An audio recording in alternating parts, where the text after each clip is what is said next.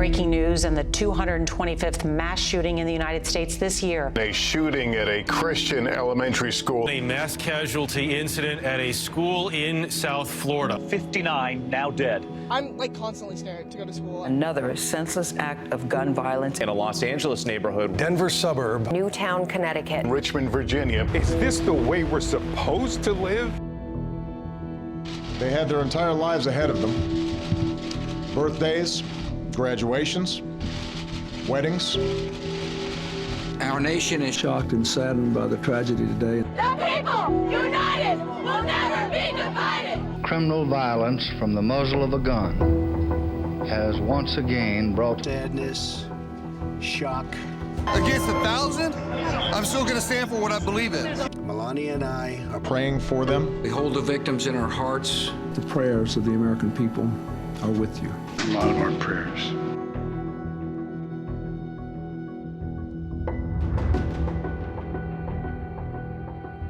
Good to be with you on this Friday for a special edition of our show. June is Gun Violence Awareness Month, and this hour we're focusing on an issue all too familiar in the United States, the scourge of gun violence. Take a look at the clock. By the time this hour is over, according to CDC data, at least 5 Americans will have died from guns. And we're in Texas, an epicenter of the gun violence epidemic. From a shopping center in Allen to the tragedy in Uvalde. Over the past 8 years, 5 of the 10 deadliest mass shootings have happened here in the Lone Star State. The issue of rampant gun violence is unique to America, a country with more guns than people, sparking a tense debate over the meaning of the Second Amendment and also what it means to own a gun.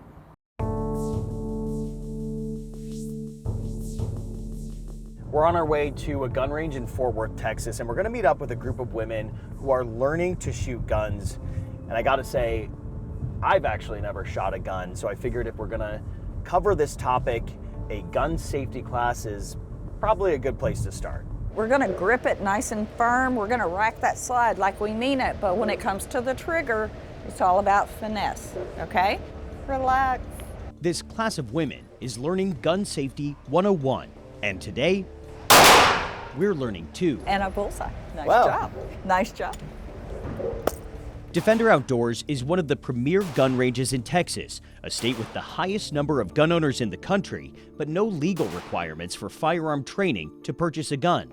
That's a rule only 9 states and D.C. have, in spite of the fact that 81% of the country agrees that individuals should receive training before owning a firearm, including Sean and Erica Floyd. I think it's important that people have the opportunity to defend themselves if they need to, but I also think that people need to be educated on the proper ways to use it and be responsible about it. You don't know what you don't know, and sometimes we're afraid of things because we don't know about them. It's no secret that guns have long been a fixture in U.S. culture, courtesy of the Second Amendment. Because a well-regulated militia is necessary to the security of a free state, the right of the people to keep and bear arms shall not be infringed. The amendment was created in order to provide the assurance that the states would be able to continue to have some control over their own state militias. But the national conversation over who can and should have a gun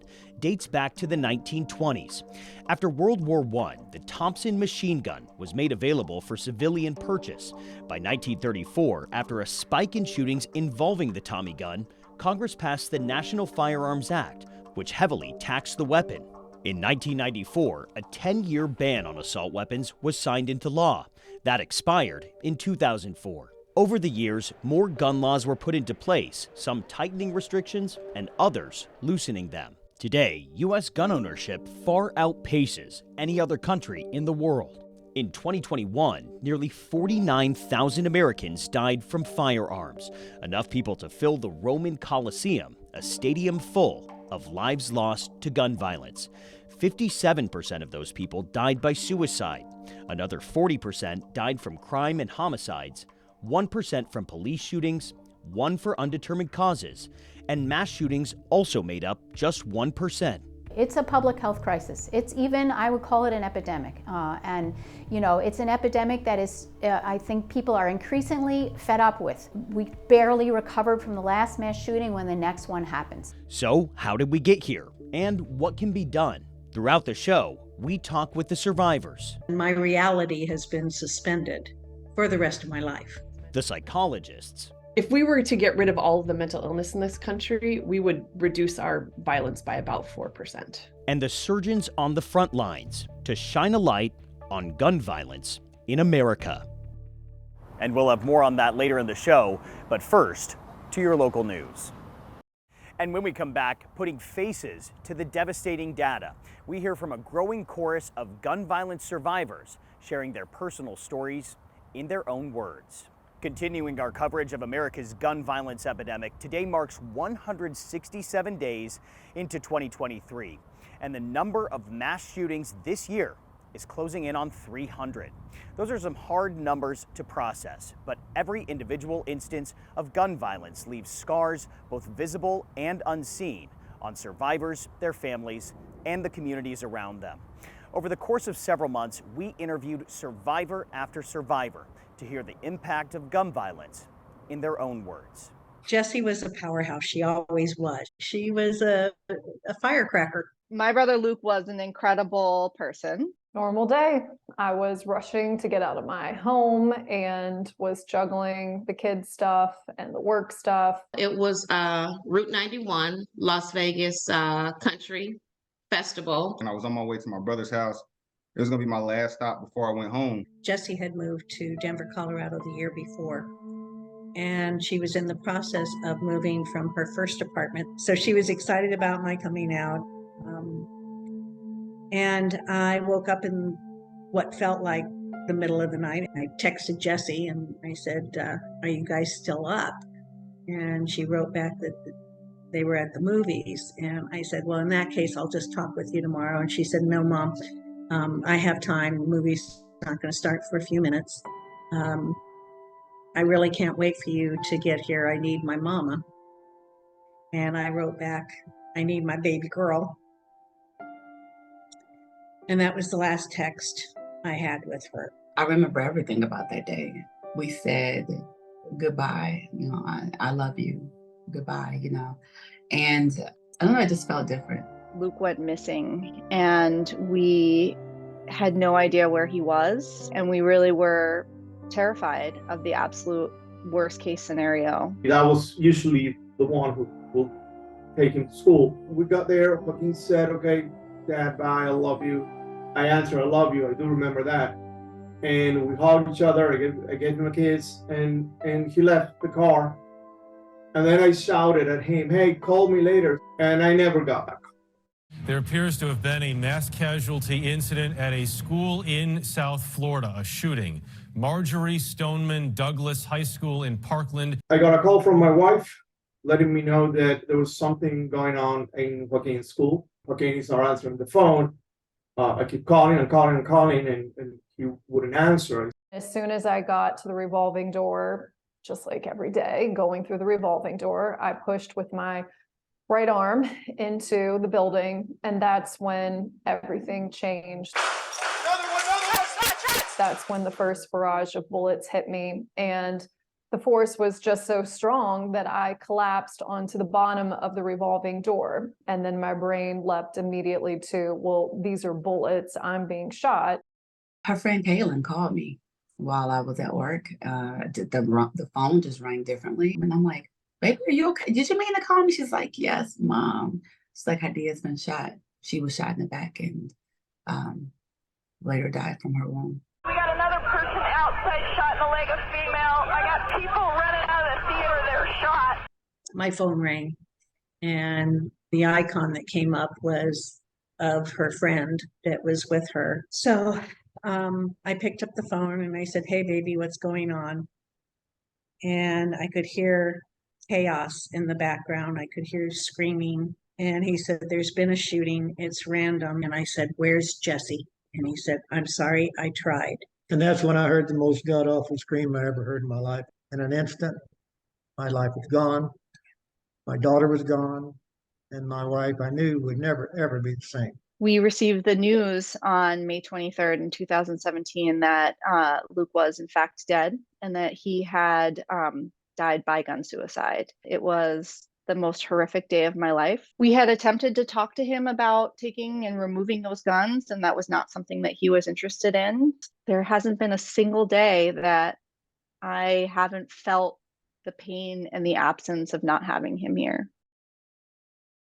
We have an active shooter. We have an active shooter inside the warehouse. Everybody's cheering in the crowd.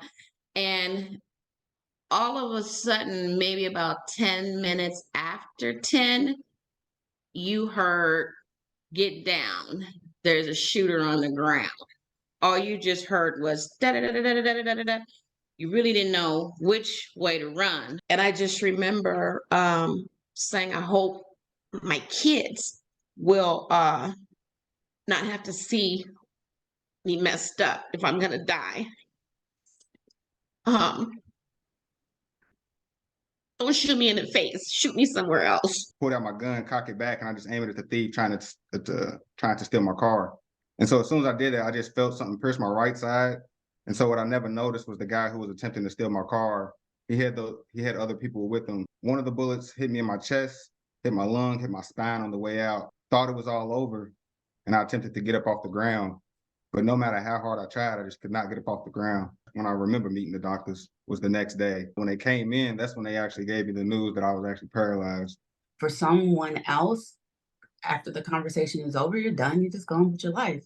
But for us, we're still people trying to cope with the unimaginable. In the early days after I lost my brother, I didn't know how to function. And I happened to stumble upon a table at my local farmer's market that was run by Moms Demand Action. And it was literally an invitation for me to do something. I remember very vividly sitting in the hospital bed after my shooting on September 6th and thinking, I cannot be on the side of stagnation. My organization is a nonprofit that started 3 weeks after I was shot.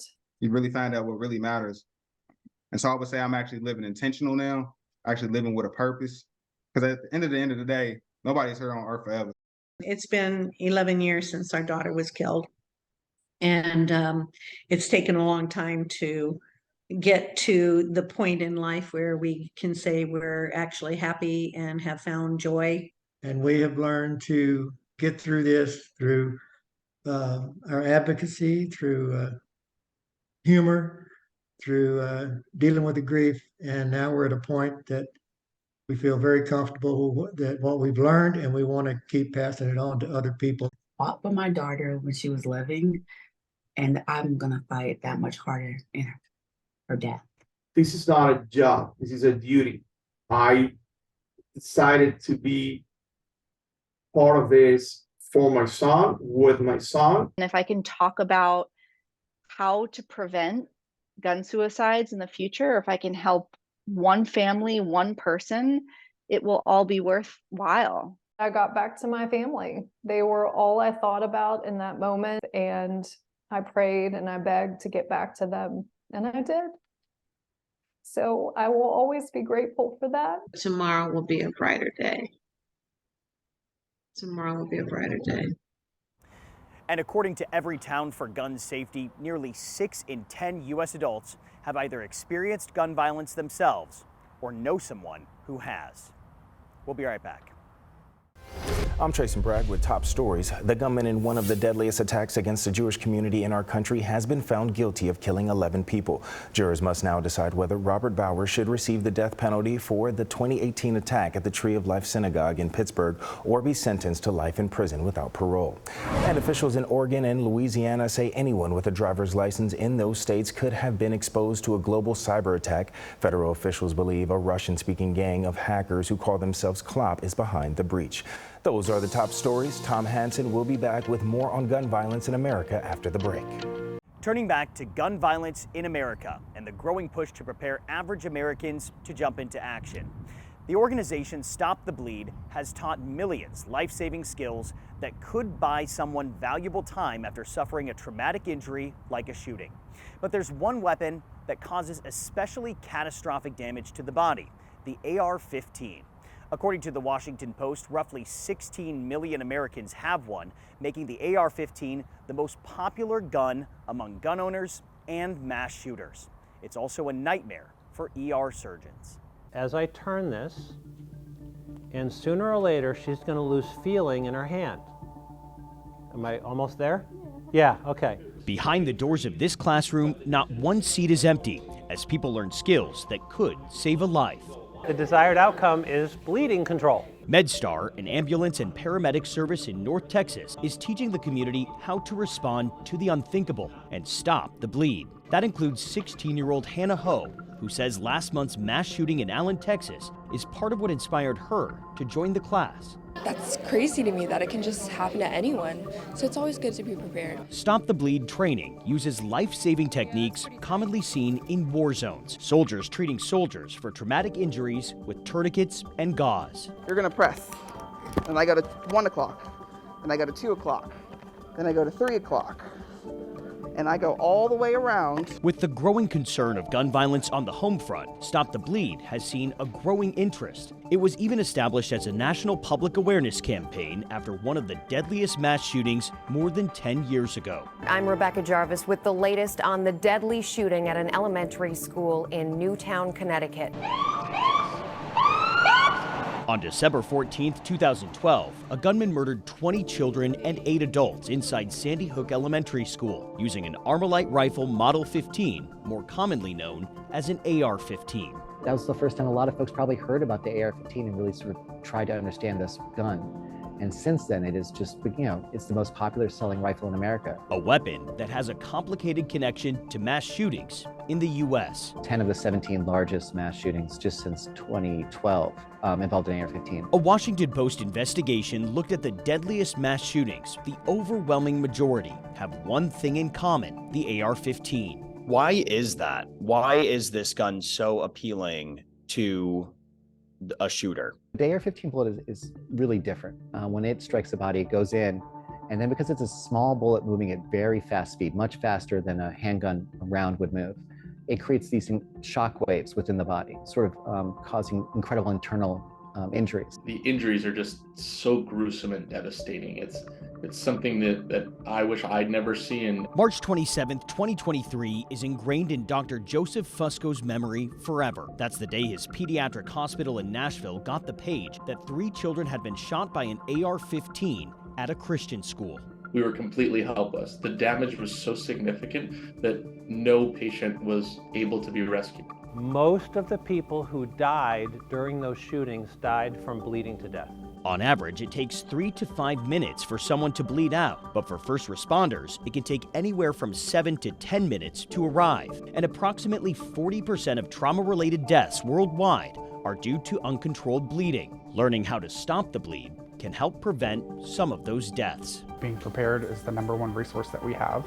But gun injuries are all too often unintentional. According to research from Everytown, every single day in America, 1 child gains access to a loaded gun and unintentionally shoots themselves or someone else.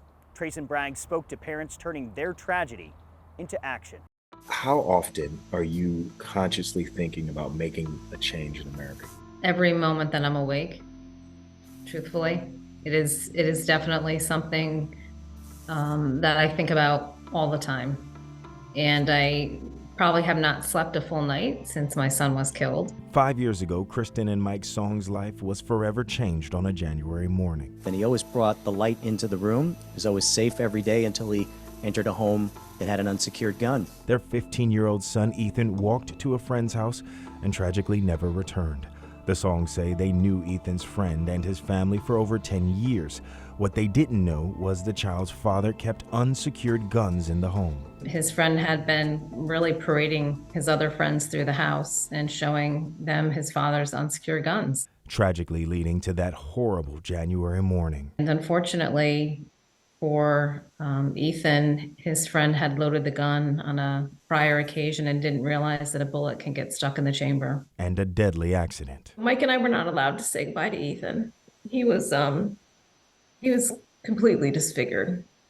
And the ER doctor was afraid that if we saw him in that condition, that we would never return from the darkness. So far this year, there have been 136 unintentional shootings by children, resulting in 55 deaths and 84 injuries. In 2022, there were 353 of these shootings, leading to 156 deaths and 212 injuries, with victims as young as 1 year old and unintentional shooters as young as 2. In fact, our country has seen over 300 of these shootings each year since the organization began tracking these numbers in 2015, spiking in 2021 with 395. Experts say there's a solution to this deadly problem: storing guns in a safe separate from the ammunition and away from children. I always try to do this every once in a while, just to kind of, open up a gun safe. While I'm talking to you, I don't have a gun in there. I've got a picture of my dead son, but he would be alive if someone had just done that. And that is it. It's literally 1 second. The songs are now using their pain to fuel a mission. You're taking it as your job to protect all of the kids out there through Ethan's Law. That said loud and clear to gun owners, it is your job to make sure that your guns are only accessed by you and not your, minor children. The legislation requiring adults to securely store firearms when children are around was signed into law in Connecticut in 2019. And while the songs say the law is saving lives, they feel nationally there is still work to do. They say of the 50 states in our country and D.C., 21 have strong safe storage laws in place. 3 have newly proposed safe storage legislation, while 26 others have weak or no safe storage laws. Locking up your gun is actually a way of securing something. It's not taking it away. They say they're now fighting to make Ethan's Law federally recognized and fighting to save lives. Trayson Bragg, Now News. Trayson, thanks for that. Data from Everytown also found the risk of unintentional gun injuries drops 85% when both firearms and ammunition are properly stored. Okay, coming up, after so many shootings, the conversation shifts to mental health. But some experts say it's much more complex. We spoke with them to find out why. That's next. Welcome back. When we talk about gun violence in America, it often sparks a conversation about mental health. But as we learned, the link between mental illness and gun violence isn't as obvious as many of us think. Mental illness and hatred pulls the trigger, not the gun. We are working to address that anger and violence by going to its root cause, which is addressing the mental health problems behind it. Let's target the bad guys, the felons, the fugitives, those with mental disease. Let's put them in jail. We hear it after every tragedy, a link between gun violence and mental health. But while doctors agree there needs to be a more robust mental health system, the correlation between the two isn't so clear-cut. It's easy for us to see these horrific acts and say, wow, this person must have had something wrong with them mentally. And on some level, it can be a semantic argument, right? Like, they're clearly not doing fine psychologically if they're going to go into a school or a church or a mall and shoot a bunch of strangers. But that's different than having an actual mental illness. Psychiatrist Amy Barnhorst with the California Firearm Violence Research Center at UC Davis has devoted her career to studying gun laws and mental illness. She says while having a mental illness like schizophrenia or bipolar disorder could lead to a slightly higher risk of violent behavior, the overwhelming majority of people with mental illness are nonviolent. If we were to get rid of all of the mental illness in this country, we would reduce our violence by about 4%. Mental illnesses are common in America, affecting more than 1 in 5 U.S. adults. That's nearly 58 million people. But when it comes to these horrific mass shootings, only 5% are related to severe mental illness, and about 25% are associated with non-psychotic mental illnesses like depression and anxiety. White supremacy, anti-Semitism, misogyny, anti-immigrant sentiment. The majority of these are some sort of hate crime, and they're driven by this ideological hatred of another group. And yes, you can say that is certainly a sign of being psychologically unwell, but it's really not a treatable mental illness. Dr. Raghi Gurgis with Columbia University says people who act out mass shootings often have something called a warrior mentality. They feel very empty. They feel rejected by the world. They then reject the world, or vice versa. They also have a great desire for notoriety. These are very narcissistic people. Dr. Gerges and his colleagues analyzed the relationship between serious mental illness and mass shootings. They found the vast majority of mass murderers were male. More than half of those mass murders were committed by white men. The average age was 32, with a range of 11 to 76 years old. Of those people, only 11% had a lifetime history of psychotic symptoms, and 30% had histories of symptoms of any psychiatric or severe neurological disorder. How wide of a net would you have to cast in order to stop mass shooters from carrying out these things? When these acts happen, we tend to look back in the shooter's life and say like, oh wow, he had all of these warning signs. You know, he played violent video games, he was obsessed with weapons, he said weird things to people at school, he was socially awkward and had been bullied when he was younger. These are commonalities we often see. I mean, there are others, and I'm generalizing here, but these things are so common among so many young men in America. So if these shootings are not being carried out by people who would be clinically diagnosed with a mental disease or a mental illness, what impact does that have on the people who actually walk through life with mental illness? It increases stigma. These sorts of problems, like mass shootings, can only be solved on a societal or cultural level because the primary drivers are societal and cultural. Most people support things like background checks. Red flag laws have a lot of support. Most firearm owners really prioritize safety and responsibility of ownership, and don't want to see these things happening either. Doctors add that addressing factors like poverty, crime, and lack of investment in communities is also important, but it all starts by having a better understanding of mental health and how it relates to gun violence. And while the toll of gun violence has a profound impact both mentally and physically, the ripple effects of gun violence trickle down to the economy too. And you might not realize just how much it impacts your wallet. From emotional and physical trauma to loss of life, the repercussions from gun violence are self-evident, no doubt about it. But in a single act of gun violence, there's a ripple effect that may also go unnoticed and at a massive financial cost. Immediately upon an act of gun violence, first responders like police officers and medical personnel arrive at the scene, conducting the initial investigations and medical aid. After the incident, the ripple grows with criminal justice costs such as court administration, public prosecutors and defenders, and jail and prison. But it doesn't stop there. The aftermath for the victims and their families tacks on a cost in medical and mental health care, along with loss of income and productivity. By the end, the ripple grows into a cost of $25,000 for a non-fatal gun injury. For a gun death, the cost averages out to a shocking $274,000. So how much in total does gun violence in America cost? A whopping $557 billion a year. According to Everytown, that's 5 times the nation's budget for the Department of Education. So what does it mean for you? Well, the average annual cost for overall gun violence in the U.S. is $1,698 for every American. The information may be overwhelming and the desire to do something may seem impossible, but the data shows that more than half of gun deaths are by suicide, which accounts for 60% of total economic costs. This suggests that addressing the rate of suicide with guns alone would prove to be a dramatic decrease in gun violence in America. Everytown offers 3 solutions. Extreme risk laws would allow family or law enforcement to prevent access to guns by someone at risk of harming themselves or others. Secure gun storage. Storing guns securely at home protects those at risk of suicide and prevents deadly accidents. And waiting periods. By creating a waiting period between a purchase and physical access to a gun, a person at risk can have the critical time to process and de-escalate a deadly outcome. It's unthinkable to put a price on a human life, but at the core of this data gathered by Everytown Research, their goal is to equip leaders with the hard facts, and in doing so, continue the momentum in the right direction, because inaction is proven to be costly.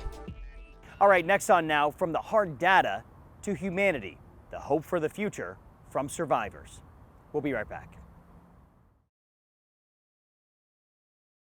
Finally, as we end our special, we want to share a final thought. With 2023 on pace to be an especially violent year here in America, it's impossible not to feel the weight of this moment in our country's history. And while the data and stories we shared with you today are undeniably heartbreaking, we hope you can take away the unbelievable courage, the vulnerability, and the strength of those who have lived through senseless violence that plagues our country. As we heard in their words, tomorrow can be a brighter day. We wrap up our special with hope now. Not one more! Not one more!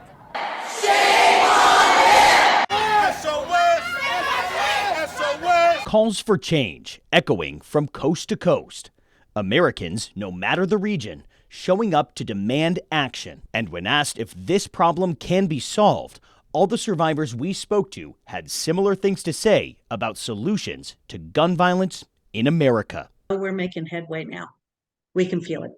Yeah, it's coming, and I just hope we're here to see it. I have a lot of hope that we can get to a place where we can keep people and communities safer, but it's really going to involve more folks getting involved in this work and being able to turn their fear or concern into action. We're never going to get the number to zero. That's not realistic, but we can greatly reduce the injury and death that we see today across America. And to me, that would feel like solving the problem. I hope that we stop seeing senseless gun violence. I hope that we stop seeing lives get lost, destroyed, and broken for no reason. And I hope that we get a handle on gun violence in America.